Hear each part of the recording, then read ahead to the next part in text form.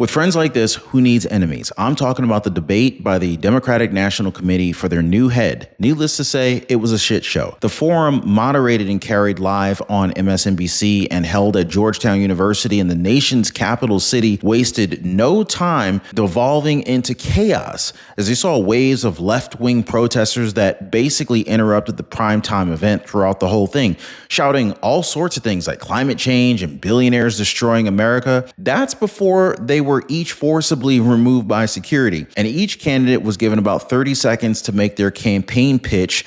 Dr. Contessa Hathaway used her time to serenade the crowd. Yeah, you heard me right, guys. And we've got the viral clip for you guys. I'm going to show you how departing DNC chair Jamie Harrison got confused by his own party's rules for their gender balance provisions and had to hand over the mic to somebody else who couldn't even explain it during the leadership voting. Really, guys, I wish I was making this stuff up, but we got the video to prove it for you. And after all that bluff and bluster, they got gun control activist David Hogg and Trump hater Ken Martin. I mean, Hogg said so himself in a 2022 post, "We have enough straight white men in power. It'd be nice to see some people who actually look like our country and not privileged." And who did they elect for the two highest positions in the DNC? Two straight white men.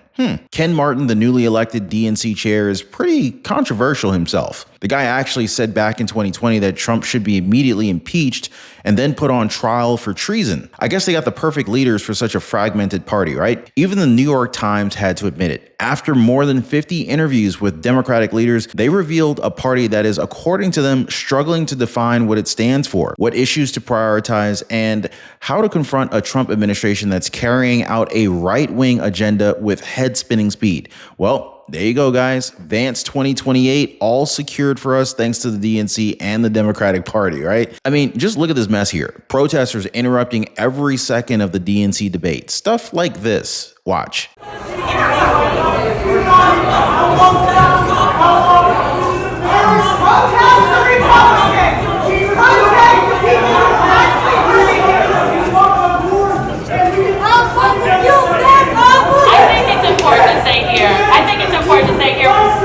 We respect people's opinion, and it is definitely understandable that there is a lot of passion in this moment because the issue in this moment is so.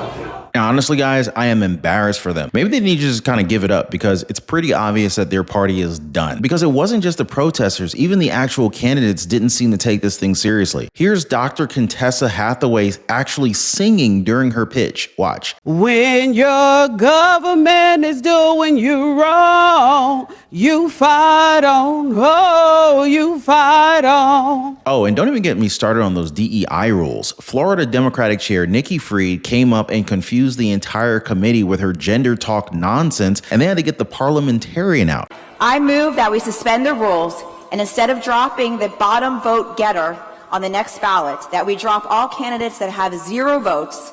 In addition, 6 that are gender balanced also be removed on the next ballot. So basically, our parliamentarian wants to clarify what the motion is. Go ahead, Madam Parliamentarian.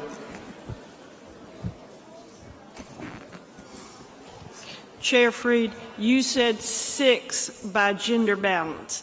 Do you mean 3 and 3, or do you mean 6 and 6? No, 6 total. So 3 and 3 based on gender balance, in addition to anybody who has received 0 votes this round.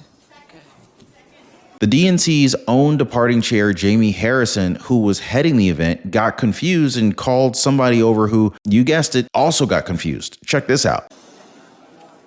We're finding out ways to expedite this. Because of our gender balance provisions on this next ballot, you will be able to vote for 2 candidates of any gender on the next ballot. Okay? So on this next ballot, you will be able to vote for 2 candidates of any gender on the next ballot. If 2 candidates receive, I'm going to turn to Helen to clarify this last part. You are in this next ballot where you have 2 votes, as the chair has said, you may vote for 2 males, 2 females, 2 of any gender, okay? Nope, you can't do that because we've got to balance. You could vote for 1 of any gender, okay? Or no, non-binary gender, excuse me. It is late, okay? Oh, and let's not forget this moment when every candidate at the DNC Leadership Forum raised their hand to agree that misogyny and racism led to Donald Trump's November victory. In this round, so I'm going to, I have a show of hands. How many of you believe that racism and misogyny played a role in Vice President Harris's defeat? Okay. So that's good. You all pass. Then we have the results. The 2 people who were elected to lead the party, Ken Martin and David Hogg. As Gays for Trump on X put it, the party that whines endlessly about DEI just elected 2 white men, straight allegedly, privileged males, Ken Martin and David Hogg, to be DNC chair and vice chair. Rules for thee, but not for me. At least they don't seem to be tired of losing yet. I mean, it'd be funny if it weren't so sad, right? You should see David Hogg's victory speech. Guy sounded like he won the presidency at like a fraternity. Watch.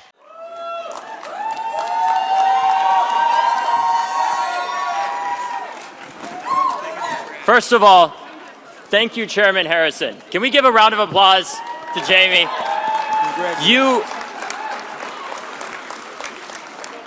Thank you.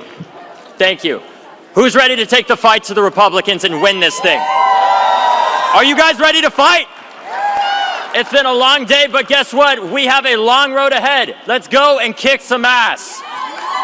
Let's go win our young people back, and let's stop sending just our thoughts and prayers to address gun violence and do something. Are you ready to do that? Because together, we can make school shooter drills history and not headlines. Are you ready to do that? Together, we can address the housing crisis and so many other issues of our time that are affecting our young people. Because tonight, Malcolm and I won with your support. Thank you so much. You guys rock, and thank you again to Jamie. Thank you to Justin. Give a round of applause to Justin Pearson. And all my friends in the young Dems, the college Dems, the high school Dems. I love you guys so much. I could go on and on. Let's go party. Now, I know, I've said it before, but it bears repeating. I'm just so glad that I voted for Trump, especially after this whole DNC clown show. You know what I mean? By the way, if you guys are just now tuning in, thanks so much for hitting the like button. Thank you for supporting the channel and sharing this video and subscribing. You guys are awesome. So first, let's take a real quick look at former student turned gun control activist David Hogg. At 24 years old, he's the youngest ever to clinch the vice chair position at the DNC, and it shows because conservatives were just downright celebrating the news. Donald Trump Jr. said on X that he just loves when they don't learn. Conservative activist and organizer Scott Presler also weighed in, saying that the Democrats just elected rabid anti-gun activist David Hogg as vice chairman for the DNC. He pointed out how in 2023 Hogg posted, "You have no right to a gun." So to every hunter gun owner in America, Presley says it's time to vote. By the way, David Hogg is a survivor of the Parkland shooting tragedy. But Andrew Pollock, a big Trump backer who lost his daughter in the Parkland shooting, he commented that David is the greatest gun salesman of all time. He will do an even better job pushing young men further to the right. Even former Miami Beach Mayor Philip Levine, who's a Democrat himself, he had a comment on the DNC elections and how the party just doesn't learn. Here, watch this. Philip Levine is with us, former Democratic mayor of Miami Beach. Former Democratic mayor, are you yet? Well, I'll put it this way. I won't be mean.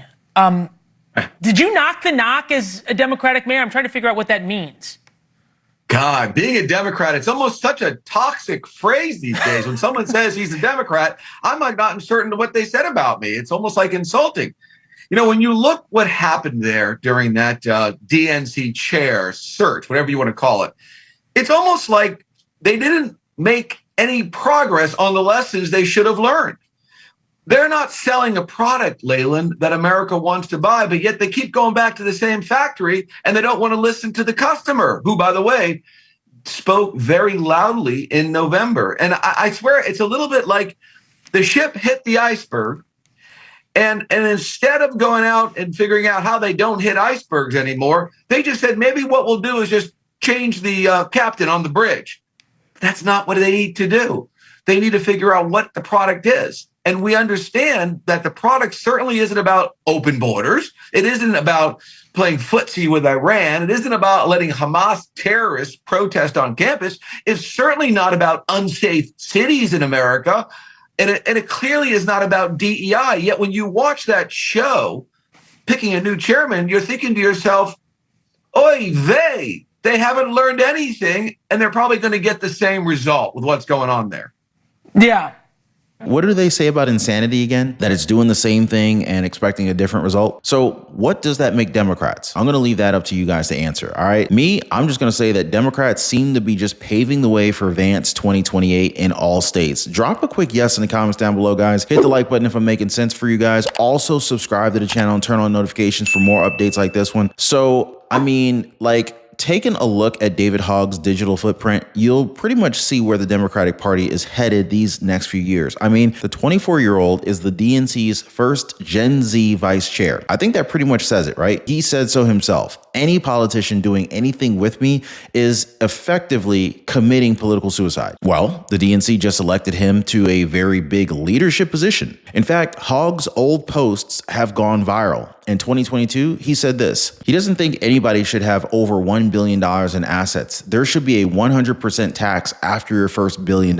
He also said we need to do what Australia did in regards to guns. We need universal health care, free college for all, legalize all drugs. Yeah, that's what he said, guys. Legalize all drugs. In the same year, he said he's never planning on having kids, would much rather own a Porsche and have a Portuguese water dog and golden poodle. So yeah, people online are wondering just how David Hogg is going to help Democrats solve their male voter problem. And I guess he's planning on like killing off the entire civilization since he's like never going to have kids. And apparently that's what he's promoting for everyone else. Anyway, going back to 2021, Hogg called to abolish ICE and defund the police, not USPS. X users also pointed out how Hogg's nomination just proves the Democratic Party is out of touch with its electorate. As Taylor Harper said here, an Ivy League educated nice hair guy who is most famous for being America's leading gun control advocate is probably not the best person, the best equipped to help Democrats win back the working class men in swing states. Conservatives are even saying that Hogg's going to help Republicans win for years to come. See, that's the thing with being Gen Z. Everything you say is there forever. In a lot of cases, like this one, they're going to come back to haunt you. Case in point, Ken Martin, the longtime leader of Minnesota's Democratic Farmer Labor Party, who was just elected as the chair of the Democratic National Committee. The guy actually wanted President Trump to be on trial for treason. In June 2020, Martin accused Trump of ignoring intelligence that Russia offered the Taliban bounties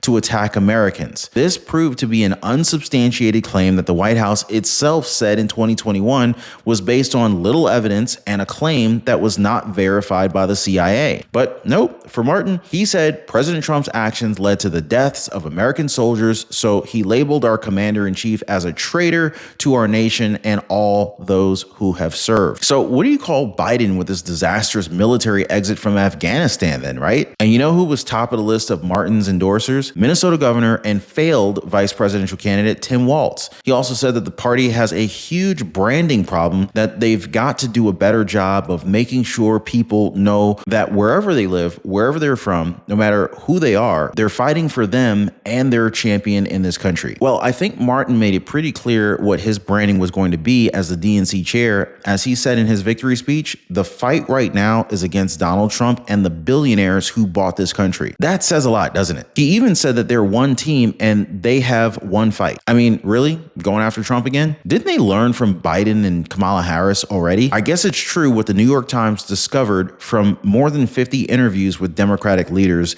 They have no coherent message. Yeah, that's what the very liberal newspaper learned after talking to governors, members of the Senate and the House, state attorney generals, grassroots leaders, and DNC members, that the party is struggling to define what it stands for, what issues to prioritize, and how to confront a Trump administration that's carrying out a right-wing agenda with head-spinning speed. In short, they just can't keep up with the political machine that is the Trump team. And a big part of it is that they just don't have a leader with a clear vision like Trump. But let me know what you guys think about this. Did Democrats just seal the deal for J.D. Vance's 2028 run? Just drop a quick yes or no in the comments down below, guys. Let's get a conversation started. More on this in future updates. Make sure you guys are always subscribed. Thanks so much for hitting the like button. We'll see you next time.